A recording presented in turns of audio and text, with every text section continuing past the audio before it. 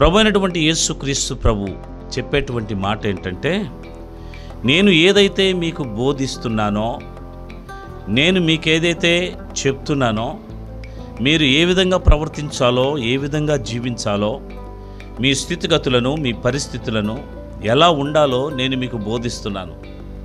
మీరు దానిని చేయడం లేదు, దానిని అనుసరించడం లేదు అని మరి ప్రభు అయినటువంటి యేసుక్రీస్తు ప్రభు చెప్తున్నాడు. ఇక్కడ 2 అనుభవాలను చెప్తున్నాడు. ఒకటి, దేవుని నమ్మి దేవుని అడుగుజాడలో నడిచినటువంటి వ్యక్తి ఎలా ఉంటాడో, దేవుని నమ్మి విశ్వాసము లేని నామకార్థ క్రైస్తవ జీవితం ఎలాగుంటుందో అది కూడా చెప్తున్నాడు. ఈనాడు దేవుని బిడ్డలైనటువంటి మనం ఎలాగ నడవాలో, ఎలాగ జీవించాలో, ఎలాగా ప్రవర్తించాలో, ఎలాగా ఉండాలో దేవుడు తెలియజేస్తున్నాడు. అయితే దేవుని యొక్క లేఖన భాగంలోనికి మనం వస్తే, అసలు యేసుక్రీస్తు ప్రభు బోధలో అనేకమైనటువంటి ఆశ్చర్య కార్యాలు ఉన్నాయి. దేవుని బిడ్డ క్రైస్తవుడు క్రీస్తుని మరి అంగీకరించిన వాడు లోకస్తుడులాగా బ్రతకడానికి లేదు. మరి ఎలా జీవించాలయా అని దేవుని యొక్క వాక్యం సెలవిస్తుందంటే, దేవుడు యేసుక్రీస్తు ప్రభు ఒక మాట అన్నాడు కదా, నేను చెప్పిన దానిని మీరు చేయకుండా ప్రభువా ప్రభువా అని ఎందుకు నన్ను పిలుస్తున్నారు? నన్ను పిలవడంలో మీ యొక్క ఉద్దేశం ఏంటి అంటే, పైకి నన్ను పెట్టాలని, లేదా పైకి నన్ను సంతోష పెట్టాలని మీరు నన్ను పిలుస్తున్నారా? అయితే మీరు పెదవులతో నన్ను పిలుస్తున్నారు, పెదవులతో నన్ను గనపరచుదురు. అందుకే అంటాడు, మీరు పెదవులతో నన్ను గనపరచుదురు కానీ మీ హృదయం నాకు దూరముగా ఉన్నది అంటున్నాడు. అయితే ఇక్కడ లేఖన భాగంలో యేసుక్రీస్తు ప్రభు ఏం చెప్తున్నాడంటే, ఒక క్రైస్తవుని యొక్క జీవితం ఎలాగుండాలి, చాలా అనుభవాలు ఉన్నాయి. ఇవన్నీ చెప్పడానికి మనకు సమయం సరిపోదు, కొద్ది నిమిషాలే గనుక ఏం చెప్తున్నాడంటే, ఇక్కడ దేవుని యొక్క వాక్యం చూడండి ఏమన్నాడు, ఆత్మ విషయమై దీనులైన వారు ధన్యులు, పరలోక రాజ్యము వారిది అన్నాడు. అంటే మొట్టమొదటిగా ఏం చేస్తున్నాడు, మన ఆత్మ విషయములో దీనత్వాన్ని కలిగి ఉండాలి. అంటే దీనత్వము అనేటువంటిది మనం జ్ఞాపకం చేసుకున్నట్లయితే, దీన మనస్సు, దీన హృదయము, తగ్గింపు జీవితం కలిగినటువంటి స్థితిలో మనం ఉండాలి. దీనుడు ఎలా ఉంటాడంటే, తన్ను తాను తగ్గించుకుంటాడు, తన్ను తాను హెచ్చించుకోడు. గర్వించేవాడు, మరి అతిశయపడేవాడు మాత్రమే గర్వించడము, అతిశయపడడం చేస్తాడు తప్ప, దీన మనసు కలిగిన వాడు తన్ను తాను తగ్గించుకుంటాడు. అంటే తన మనసులో ఏ ద్వేషం ఉండదు, తన మనసులో ఏ అసూయ ఉండదు, తన మనసులో ఏ గర్వం ఉండదు, తన మనసులో ఈ లోక సంబంధమైన అహంకార జీవితము ఉండదు. తన హృదయములు ఎలా ఉంటాడంటే, దీనత్వము కలిగి దేవునితో సాంగత్యము చేసేటువంటి స్థితిలో ఉంటాడు. ఎప్పుడు కూడా తగ్గింపు స్వభావముతో మన హృదయములో ఉన్నటువంటి ఆ యొక్క తలంపులు, ఆలోచనలన్నీ కూడా దేవుని మీద ఆనుకుని దేవునితో నడిచినప్పుడు ఆ తగ్గింపు స్వభావం ఆటోమేటిక్గా మనకు వచ్చేస్తుంది. యేసుక్రీస్తు ప్రభు ఎప్పుడు కూడా తన్ను తాను తగ్గించుకున్నాడు, ఎప్పుడు ఆయన హెచ్చించుకోలేదు.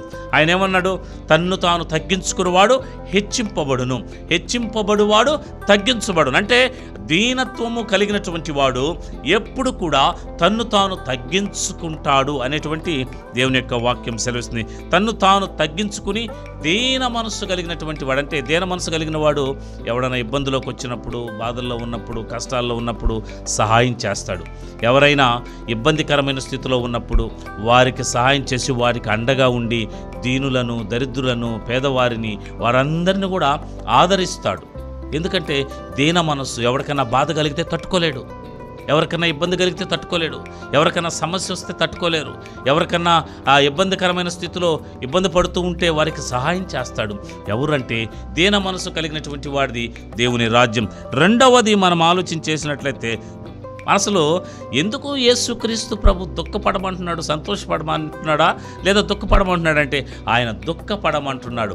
ఏ విషయంలో దుఃఖపడమంటున్నాడంటే, నశించిపోతున్నటువంటి ఆత్మలను దేవుని సన్నిధిలోనికి రావడము లేదని దుఃఖపడి కన్నీరు కార్చి వారి కొరకు మొరపెట్టమంటున్నాడు, వారి కొరకు ప్రార్థన చేయమంటున్నాడు, వారిని ఇదిగో వారి కొరకు కన్నీరు కార్చమంటున్నాడు. అందుకే నశించిపోతున్న ఆత్మల పట్ల భారము కలిగి వేదనతో మనల్ని ప్రార్థన చేయమంటున్నాడు. అందుకే దుఃఖపడమంటున్నారు. ఎవరిని బట్టో తెలుసా? ఈ లోకంలో అనేక మంది నశించిపోతూ అతిశయముగాను, డంబముగాను, గర్వముగాను ప్రవర్తిస్తున్న వారందరి కొరకు మన హృదయములో దుఃఖపడుదురు. మనము దుఃఖపడితేనట దేవుడు ఒక దినాన మనల్ని ఓదారుస్తాడట. కోపం వచ్చినా మౌనంగా ఉండాలి. ఎవరైనా మనల్ని ఇబ్బంది పెట్టినా మౌనంగా ఉండాలి. అవమానపరిచినా మౌనంగా ఉండాలి. ఎవరైనా మనల్ని ఇబ్బంది పెడుతూ మనల్ని హేళనగా మాట్లాడినా కూడా మనం ఎలా ఉండాలి? మౌనముగా ఉండాలి అనేటువంటిది జ్ఞాపకం చేసుకో. మన జీవితంలో మనం ఎలాగుండాలి అని అంటే తగ్గింపు కలిగినటువంటి స్థితిలో ఉండాలి. తగ్గింపు స్థితిలో ఉంటూ ఎలా ఉండాలి అని అంటే సాత్వికము కలిగి ఉండాలి. ఆయన సాత్వికుడు, దీన మనస్సు కలిగిన వాడంట. ఎవరు?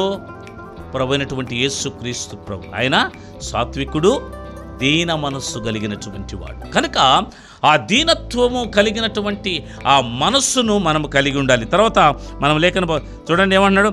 సాత్వికులు ధన్యులు, వారి భూలోకమును స్వతంత్రించుకుంటే ఎవరైతే సాత్వికము కలిగి జీవిస్తారో వారందరికట దేవుడు అనేకమైన జనాంగాన్ని వారి దగ్గరికి నడిపిస్తారంటే. ఎందుకంటే సాత్వికులు కదా అనేకులు స్నేహితులు అవుతారు, అనేకులు ప్రేమగా ఉంటారు, అనేకులు ప్రేమగా వస్తారు. ఎందుకంటే వాడు ఎవరిని ఏమి అనడు, ఎవరిని ఏమి తిట్టడు, దూషించడు, ఏమి చేయడు. వీలైతే దేవునికి ప్రార్థన చేస్తాడు. ఎవరు ఏమన్నా మౌనంగా ఉంటాడు. లోకులు ఎవరైనా మనల్ని ఏదన్నా మాట్లాడినా, లోకులు ఏదన్నా మనల్ని అవమానపరిచినా దీనత్వం కలిగి దేవునికి మొరపెడతాడు. కనుక ఆ సాత్వికత్వం అనేది అవసరము. అందుకే యేసుక్రీస్తు ప్రభు ఏమన్నాడు? ఎవడైనాను నిన్ను ఒక చెంప మీద కొడితే రెండవ చెంప చూపించు అన్నాడు. ఎందుకంటే నీ సాత్వికం కనబడాలి. ఇదే విధంగా ఒక సేవకుడిని ఒక అన్యుడు వచ్చి అన్నాడట. ఏమన్నాడంటే, నాయనా మీ ప్రభు అయినటువంటి యేసుక్రీస్తు ప్రభు ఒక చెంప మీద కొడితే రెండవ చెంప చూపించమన్నాడు కదా అన్నాడట. అవునండి, ఆ యేసుక్రీస్తు ప్రభు అలానే చెప్పాడు అనగానే, సరే నీ ఒక చెంప చూపించు అన్నాడు. ఒక చెంప మీద కొట్టాడంట అన్యుడు. మరలా అయ్యా నువ్వు ఒక చెంప మీదే కొట్టావు, రెండో చెంప మీద కూడా కొట్టాను, రెండో చెంప చూపించాడంట. రెండో చూపించిన తర్వాత అప్పుడు ఆ సేవకుడు అన్నాడట, ఒక చెంప చెప్పాడు, రెండో చెంప చూపించమన్నాడు, కానీ మూడో చెంప గురించి చెప్పలేదు కదా. అంటే ఆలోచన చూడండి, మూడో చెంప చెప్పలేదు కదా. కాబట్టి ఒక చెంప కొడితే రెండో చెంప చూపించమన్నాడు, తర్వాత వాడి పని పట్టమన్నాడని అన్నాడట. అంటే చూడండి ఎలాంటి స్థితిలో ఉన్నారు. అంటే తగ్గింపు లేదు, కోపం వచ్చింది కొట్టగానే, ఆవేశపడిపోతున్నాడు. ఒక చెంప చూపించాడు, యేసుక్రీస్తు ప్రభు చెప్పాడని రెండవ చెంప చూపించాడు, తర్వాత అతని చితక బాదినాడట. అది సాత్వికత్వం కాదు. సాత్వికము అనేది ఎలాగుంటుందంటే తన్ను తాను తగ్గించుకుని విధేయత కలిగినటువంటి స్థితిలో యేసుక్రీస్తు ప్రభు ఏ విధంగా తన్ను తాను తగ్గించుకున్నాడో ఆ విధంగా తగ్గించుకోవడం. ఇక్కడ ప్రభువు అయినటువంటి యేసుక్రీస్తు ప్రభు ఇవన్నీ చెప్పాడా? ఇవన్నీ చెప్పిన తర్వాత ఏమంటున్నాడంటే, నా నిమిత్తము మీకు హింస కలుగుతుంది, నా నిమిత్తము మీకు వేదనలు కలుగుతుంది, నా నిమిత్తము మిమ్మల్ని ఏం చేస్తాం, మీకు బాధలు వస్తాయి, అయినను ఉండాలి, అయినా ఆనందించమంటున్నాడు. ఆనందిస్తారండి? ఎవరైనా లోకులు మనల్ని తిట్టారనుకోండి ఆనందిస్తామా? ఎవరైనా మనల్ని ఏదైనా అన్నారనుకోండి ఆనందిస్తామా? మన మందిరములోనే, మన కుటుంబాల్లోనే మనల్ని ఎవరన్నా ఏమన్నానంటే మనం సహించం. మందిరంలో మనల్ని ఎవరన్నా ఒక మాట అంటే నన్ను ఎందుకు అనాలనే కోపం, వీలైతే మందిరాన్ని మానేస్తాం. లేదా సేవకుడైతే సేవకుని మీద కోప్పడతాం, విశ్వాసులైతే విశ్వాసుల మీద కోప్పడతాం. మనము దేవుని సన్నిధానంలోనికి రావడానికి వెనకంజి వేస్తాం. కారణం ఏంటంటే ఒక మాట అంటే పడడానికి ఇష్టపడం. ఒకవేళ నీవు దేవునిలో ఎదుగుతుంటే, ఒకవేళ ఒక వ్యక్తి ఉన్నప్పుడు అతడు అన్యుడులాగా ప్రవర్తించినంత మాత్రాన నీవు ఎందుకు దేవుని మందిరానికి దూరం అవ్వాలి? అంటే దేవుడే చెప్తున్నాడు కదా, అవతల వాళ్ళు నిన్ను హింసిస్తాడు. దేవునిని ఎరగని వాడే, దేవునిని తెలుసుకొని వాడే, దేవునిని ఎరిగినట్టు నటించిన వాడే దురుసుగా ప్రవర్తిస్తాడు. దేవుని యందు భయభక్తులు కలిగిన వాడు దురుసుగా ప్రవర్తించడు. దేవుని యందు విశ్వాసం ఉంచిన వాడు రూడ్గా బిహేవ్ చేయడు. దేవుని యందు విశ్వాసం ఉంచిన వాడు కఠినంగా ప్రవర్తించడు. దేవుని యందు విశ్వాసం ఉంచిన వాడు హీనంగా ప్రవర్తించడు. కానీ దేవునిని ఎరగనటువంటి వాడే హీనంగాను ఘోరంగాను ప్రవర్తించేది. అది మందిరంలో కావచ్చు, అది రక్షింపబడినాననుకున్న క్రైస్తవుడు కావచ్చు, లోకంలోనున్న వాడైనా కావచ్చు. కానీ దేవుని యొక్క వాక్యం ఇప్పుడు సెలవిస్తున్నటువంటి మాట, నేను చెప్పు మాట ప్రకారము మీరు చేయక. ఆయన ఏమి చెప్తున్నాడు? మనలను దీనత్వం కలిగి ఉండమంటున్నాడు, మనల్ని విధేయత కలిగి ఉండమంటున్నాడు, ఆయనలో జీవించడానికి ప్రయాసపడమంటున్నాడు. ఆ ప్రయాస మన జీవితాల్లో, మన కుటుంబాల్లో ఉందా? మనల్ని మనం జ్ఞాపకం చేసుకుంటే దేవుని కొరకు మనం ఏమి చేస్తున్నాం? దేవునికి విధేయత చూపించి ఆయన మాట వింటున్నామా? ఎవరు విన్నారు ఆయన మాట చెప్పండి? ఆయన మాట భూప్రపంచంలో అనేక మంది ఉన్నారు. ఎంతమంది ఆయన మాట వింటూ ఆయన అడుగుజాడల్లో నడుస్తున్నారంటే ఏళ్ల మీద లెక్కేసుకోవచ్చు. అందరూ తన స్వకీయమైన దురాలోచనల చేత వారికిష్టానుసారంగా వారు ప్రవర్తిస్తున్నారు. వారికిష్టం వచ్చినట్లు వారు ప్రవర్తిస్తూ వారు నడుస్తూ వెళుతున్నారు తప్ప దేవునికి ఇష్టమైన స్థితిలో